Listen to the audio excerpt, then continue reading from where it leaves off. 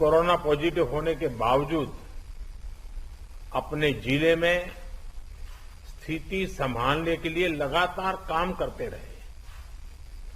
इससे जिले में अन्य लोगों का हौसला भी बढ़ा और आपसे प्रेरणा भी मिली।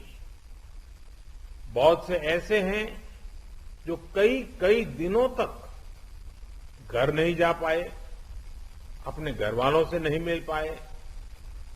कई लोगों ने अपने परिवार के अहम सदस्यों, अपने करीबियों को खोया भी है। इस मुश्किल के बीच आपने अपने कर्तव्य को सर्वोच्च प्राथमिकता दी है। अभी आपसे मैं कई साथियों से अपने अनुभव सुनने का मुझे अवसर मिला। वैसे मेरे सामने काफी लोग हैं, लेकिन हर एक को तो संभव नहीं हुआ है। लेकिन हर एक के पास कुछ न कुछ नया था, कुछ न कुछ इनोवेटिव था और अपने तरीके से रास्ते खोजे थे। और सफलता के लिए यही सबसे बड़ा काम का होता है कि आप मूलभूत विचार को कितना लोकलाइज बना करके सेट करके उसका उपयोग करते हैं। कई अच्छे इनोवेटिव प्रयास है। जिन लोगों का आज बात करने का मौका नहीं मिला है, उनके पास भी बहुत कुछ होगा। मेरा आप सबसे आग्रह है कि आप बिना संकोच, आपको लगता है कि जो चीज आपने अच्छी की है, अच्छे ढंग से की है, वो मुझे जरूर भेजिए, लिख करके मेरे तक पहुंचाइए और मैं इसका अन्य जिलों में उपयोग कैसे हो इसकी जरूर चिंता करूंगा। क्योंकि आपकी मेहनत, आपके इनोवेशंस ये देश के भी काम आने चाहिए। और मुझे विश्वास है आज जितनी बातें मेरे सामने आई, ऐसी बहुत सी बातें हैं जो हमें काम आएगी। और इसलिए मैं आपसे इंतजार करूंगा कि आप अपनी कुछ चीजें जरूर मेरे से शेयर करिए। आपके हर प्रयास की मैं भूरी भूरी प्रशंसा करता हूं, सराहना करता हूं। साथियों, हमारे देश में जितने जिले हैं उतनी ही अलग अलग चुनौतियां भी हैं। एक तरह से हर जिले के अपने अलग चैलेंजेस हैं। आप अपने जिले के चैलेंजेस को बहुत बेहतर तरीके से समझते हैं और इसलिए जब आपका जिला अगर जीतता है तो मतलब देश जीतता है। जब आपका जिला कोरोना को हराता है तो देश कोरोना को हराता है। और इसलिए जिले का मिजाज, गांव गांव में एक मैसेज कि मेरा गांव मैं कोरोना मुक्त रखूंगा, मेरे गांव में मैं कोरोना को प्रवेश नहीं करने दूंगा, ये गांव के लोग संकल्प लें। और गांव के लोग जिस प्रकार से व्यवस्थाएं करते हैं, मैं तो हैरान था। पिछले बार जबकि यह कालखंड था और पता नहीं था कि इस स्थिति में कैसे करना, फिर भी हमने गांव में एग्रीकल्चर सेक्टर के लिए कोई लॉकडाउन नहीं लगाया था। और मजा यह है कि खेतों में गांव के लोग काम करते थे तो खेत में भी सोशल डिस्टेंसिंग के साथ खेती के काम शुरू किए थे। पिछली बार आपको याद होगा। मतलब हमारे गांव कितनी तेजी से संदेश को पकड़ भी लेते हैं और अपनी जरूरत के हिसाब से उसको मॉडिफाई करके पक्का कर लेते हैं। गांव की ये ताकत है। मैंने देखा है आज भी कई गांवों ने अपने यहां आना जाना सब बहुत अच्छे ढंग से मैनेज किया है। गांव की जरूरत के लिए एक या दो लोग बाहर जाते हैं, चीजें लेकर के आते हैं, गांव में बांट देते हैं। और गांव में से कोई मेहमान भी आए तो उसको पहले बाहर रखते हैं। गांव की अपनी एक ताकत होती है, उस ताकत का अपना एक उपयोग होता है। और मैं साथियों कहना चाहूंगा कि कोरोना के खिलाफ इस युद्ध में आप सब लोग एक बहुत महत्वपूर्ण भूमिका में हैं। आप एक तरह से इस युद्ध के फील्ड कमांडर हैं। जैसा कि किसी भी युद्ध में होता है, फील्ड कमांडर बड़ी योजना को मूर्त रूप देता है, जमीन पर उस लड़ाई को लड़ता है, परिस्थिति के अनुसार निर्णय लेता है। आप सब भारत की इस लड़ाई के महत्वपूर्ण फील्ड कमांडर्स के रूप में आज नेतृत्व संभाल रहे हैं। और इस वायरस के खिलाफ हमारे हथियार क्या है? हमारे हथियार हैं local containment zones, aggressive testing और लोगों तक सही और पूरी जानकारी। हॉस्पिटल्स में कितने बेड्स उपलब्ध हैं, कहां उपलब्ध हैं, ये जानकारी आसानी से उपलब्ध होने पर लोगों की सहूलियत बढ़ती है। इसी तरह कालाबाजारी पर लगाम हो, ऐसे लोगों पर सख्त कार्रवाई हो, या फ्रंटलाइन वर्कर्स का मोरल हाई रखकर उन्हें मोबिलाइज करना हो। एक फील्ड कमांडर के रूप में आपके प्रयास पूरे जिले को मजबूती देते हैं। फ्रंटलाइन वर्कर्स को आपके कंडक्ट और एक्शन से हमेशा प्रेरणा मिलती है, उनका भरोसा और बढ़ता है। मैं आपसे एक और बात कहना चाहूंगा।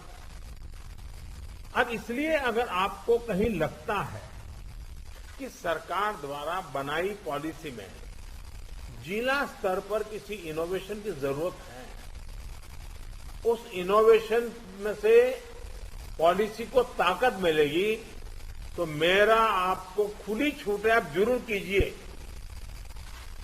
अगर ये इनोवेशन आपके जिले की स्थानीय जरूरतों के हिसाब से है तो उसे उसी हिसाब में करिए।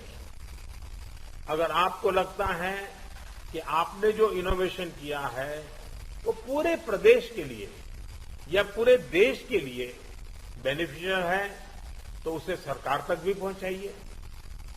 अगर आपको अपने अनुभवों से तेजी से बदलती परिस्थितियों के हिसाब से पॉलिसीज में किसी सुधार की जरूरत लगती है, तो उसका भी फीडबैक जरूर पहुंचाइए, बिना संकोच पहुंचाइए। क्योंकि ये लड़ाई ऐसी है कि हम सब मिलकर के सोचेंगे, सब मिलकर के नई नई चीजें ले आएंगे, तब जाकर के हम कर पाएंगे।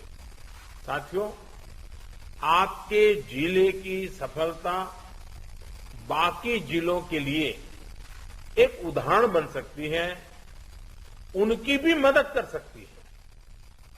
कोरोना से निपटने के लिए जो भी बेस्ट प्रैक्टिसेस हैं, उनको भी हमें एडॉप्ट करते चलना है।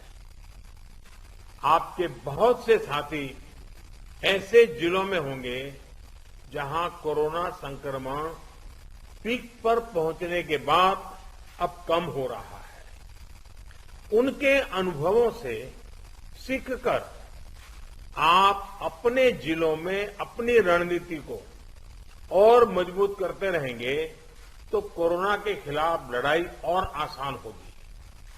साथियों, इस समय कई राज्यों में कोरोना संक्रमण के आंकड़े कम हो रहे हैं, कई राज्यों में बढ़ भी रहे हैं।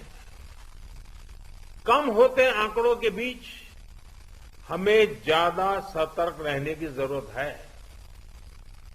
बीते एक साल में करीब करीब हर मीटिंग में मेरा यही आग्रह रहा है कि हमारी लड़ाई एक जीवन बचाने की है, एक एक जीवन बचाने की है। हमारी जिम्मेदारी संक्रमण को फैलने से रोकने की भी है, और ये तभी संभव है जब हमें संक्रमण की स्केल की सही जानकारी होगी। टेस्टिंग, ट्रैकिंग, आइसोलेशन, ट्रीटमेंट और कोविड एप्रोप्रिएट बिहेवियर, इस पर लगातार बल देने रहना जरूरी है। कोरोना की इस दूसरी वेव में अभी ग्रामीण और दुर्गम क्षेत्रों में हमें बहुत ध्यान देना है। इसमें फील्ड में बिताया हुआ आप सभी का अनुभव और आपकी कुशलता ये बहुत काम आने वाली है। हमें गांव-गांव में जागरूकता भी बढ़ानी है और उन्हें कोविड के इलाज की सुविधाओं से भी जोड़ना है। बढ़ते हुए केसों के और संसाधनों की सीमाओं के बीच लोगों की अपेक्षाओं को उचित समाधान देना हमारी सबसे बड़ी प्राथमिकता है। सारी चुनौतियों के बीच समाज के सबसे निचले छोर पर खड़े व्यक्ति का चेहरा ध्यान में रखते हुए हमें काम करना है। उसका कष्ट दूर हो, उसको मदद मिले, हमें ऐसी व्यवस्थाओं को और मजबूत करना है। इस बहुत बड़े वर्ग तक जब प्रशासन का एक भी व्यक्ति पहुंचता है तो या उससे संपर्क करता है, उसकी बात सुनता है, तो उससे बहुत बड़ा विश्वास जगता है। बीमारी से लड़ने की उसकी ताकत कई गुना बढ़ जाती है। जैसे हम देखते हैं जब होम आइसोलेशन में रह रहे परिवार के पास प्रशासन के लोग ऑक्सीमीटर लेकर जाते हैं, दवाएं लेकर जाते हैं, तो उसकी खोज खबर लेते हैं तो उस परिवार को संबल मिलता है कि हम अकेले नहीं हैं। साथियों, कोविड के अलावा आपको अपने जिले के हर एक नागरिक की ईज ऑफ लिविंग का भी ध्यान रखना है। हमें संक्रमण को भी रोकना है और दैनिक जीवन से जुड़ी जरूरी सप्लाई को भी बेरोक टोक चलाना है। इसलिए स्थानीय स्तर पर कंटेनमेंट के लिए जो भी गाइडलाइंस जारी की गई है उनका पालन कराते समय इस पर भी गौर करना है कि गरीब को परेशानी कम से कम हो, किसी भी नागरिक को परेशानी ना हो। साथियों, पीएम केयर्स के माध्यम से देश के हर जिले के अस्पतालों में ऑक्सीजन प्लांट लगाने पर तेजी से काम किया जा रहा है। कई अस्पतालों में ये प्लांट काम करना शुरू भी कर दिया। जैसे अभी चंडीगढ़ का हमने सुना, कितना बेनिफिट हुआ उनको। और इसलिए आपसे मेरा आग्रह है कि जिस भी जिलों को ये प्लांट अलॉट होने वाले हैं, वहां हर जरूरी तैयारी पहले से पूरी होने पर ऑक्सीजन प्लांट और तेजी से सेटअप हो जाएंगे। अस्पतालों में ऑक्सीजन मॉनिटरिंग कमेटी जितना सही काम करेगी उतना ही ऑक्सीजन का सही इस्तेमाल हो पाएगा। साथियों, टीकाकरण कोविड से लड़ाई का एक सशक्त माध्यम है। इसलिए इससे जुड़े हर भ्रम को हमें मिलकर के उसको निरस्त करना है। कोरोना के टीके की सप्लाई को बहुत बड़े स्तर पर बढ़ाने के निरंतर प्रयास किए जा रहे हैं। वैक्सीनेशन के लेकर व्यवस्थाओं और प्रक्रियाओं को हेल्थ मिनिस्ट्री लगातार स्ट्रीमलाइन कर रही है। कोशिश ये है कि अगले 15 दिन का शेड्यूल राज्यों को एडवांस में मिल जाए। इससे आपको भी पता रहेगा कि जिले में कितने लोगों के लिए वैक्सीन उपलब्ध होने जा रही है और आपको किस हिसाब से तैयारी करनी है। वैक्सीन वेस्टेज रोकने में जिला स्तर पर सही प्रबंधन की भूमिका के बारे में भी आप अच्छी तरह जानते हैं। आपके सहयोग से वैक्सीन वेस्टेज पूरी तरह रुक सकती है। इतना ही नहीं, ऑप्टिमम यूटिलाइजेशन की दिशा में हम सफलतापूर्वक आगे बढ़ सकते हैं। साथियों, ये समय एक प्रशासक के साथ ही एक ह्यूमन रिसोर्स और लॉजिस्टिक मैनेजर के रूप में भी आपकी भूमिका को टेस्ट कर रहा है। मेडिकल से जुड़ी सप्लाई ही नहीं, बल्कि आपके जिले में दूसरी जरूरी सप्लाई भी पर्याप्त हो, ये बहुत जरूरी है। बरसात के मौसम में हम सब जानते हैं कि आप जो रोजमर्रा सरकार के कामों में जुड़े होते हैं, लेकिन जैसे ही जून महीना सामने आना शुरू होता है, आपका ध्यान मौसम, बारिश, क्या हो सकता है, क्या कर, उसमें जाता ही है। काफी आपको अटेंशन देना पड़ता है। और इस बार भी बारिश अब शुरू होने जा रही है, तो स्वाभाविक आपको बरसात के मौसम की जो चुनौतियां हैं, जो एक्स्ट्रा आपके लिए बर्डन भी होती हैं, जिम्मेवारी भी होती हैं, और इसलिए आपको बहुत तेजी से अपनी जरूरतों को मैप करना है और जरूरी प्रबंध करना है। अब कई बार तेज बारिश के कारण बिजली चली जाती है और कहीं अस्पताल में बिजली चली गई तो बहुत बड़ा संकट हो जाएगा ऐसे समय। तो ये चीजें अभी से हमको सोचनी पड़ेगी। चुनौती बड़ी है, लेकिन हमारा हौसला उससे भी बड़ा है और हमारा रिस्पांस न भूतो न भविष्यति, ऐसा ही होना चाहिए। इसी हौसले और संकलन के साथ, इसी इरादे और संकल्प के साथ हम देश को इस संकट से बाहर निकालेंगे। अभी कोरोना के खिलाफ आपको जो अनुभव मिलेंगे, वो भविष्य में भी आपके भी और देश के भी बहुत काम आने वाले हैं। इन अनुभवों का सही इस्तेमाल करके आप आगे भी देश की बड़ी सेवा कर सकते हैं। मुझे विश्वास है कि आपके सहयोग से, आपके कुशल नेतृत्व से, आपके कुशल प्रबंधन से भारत कोरोना के खिलाफ इस लड़ाई में मजबूती से आगे बढ़ेगा। मुझे खुशी है कि आज सभी जो राज्य इस मीटिंग में हैं, उनके सभी माननीय मुख्यमंत्रियों ने भी समय निकाला। जब कार्यक्रम की रचना कर रहे थे, तब लग रहा था कि मुख्यमंत्रियों का समय इसमें व्यस्त करने की जरूरत नहीं है, क्योंकि जिले के लोगों से बात करना है, वो तो जानते ही थे। लेकिन फिर भी इस विषय के प्रति गंभीरता को लेकर के, संवेदनशीलता को लेकर के मुख्यमंत्री भी इसमें जुड़े हैं, ये बहुत ही स्वागत योग्य है। मैं सभी आदरणीय मुख्यमंत्रियों का भी हृदय से आभार व्यक्त करता हूं और मुख्यमंत्री जी के मार्गदर्शन में आपकी जिले की सारी टीमें एक विश्वास के साथ, संकल्प के साथ एक एक गांव को कोरोना से बचाना है, इस मंत्र को लेकर के आप आगे बढ़ें और तेजी से रिकवरी रेट बढ़े, तेजी से पॉजिटिव केसों की संख्या बढ़े, तेजी से टेस्ट ज्यादा हो।